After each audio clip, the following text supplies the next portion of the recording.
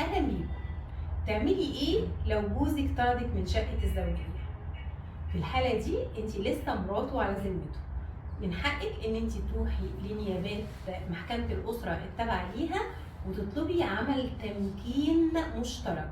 يعني انت وجوزك والولاد تقعدوا في الشقه، وحتى لو ما عندكيش ولاد طالما لسه على ذمته تقعدي معاه في الشقه.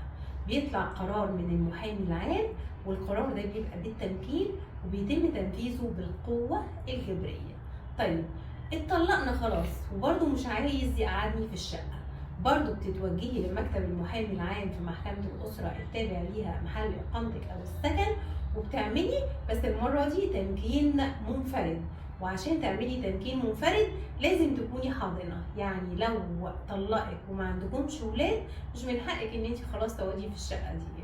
طيب عملت تمكين مشترك وعملت تمكين منفرد ورحت، ايه اللي بيحصل؟ بالقوة الجبرية بيطلعوه من الشقة وبيسلموكي الشقة وبيمضوكي على قايمة بتاعة المنقولات الموجودة في الشقة، جردة من المنقولات. وخلي بالك اوعي تتصرفي في المنقولات ديت، لأن الزوج ممكن يعملك في الحالة دي تبديد ويحبسك زي ما انت بترفعي عليه تبديد. خلي بالك من المنقولات دي قوي وما تحركيش فيها حاجة من مكانها بعد ما تمضي على محضر الجرد ده. في الحالة دي بتفضل شقة الزوجية من حقك ان انت تقيمي فيها مع الاطفال طوال فترة الحضانة. طب ينفع الراجل ينقلني من مسكن الزوجية ده لانه تمكين؟ ايوه ينفع يعمل حاجة اسمها استبدال مسكن حضانة، وبناء عليه بيطلب من القاضي انه ينقلكم لشقة تانية.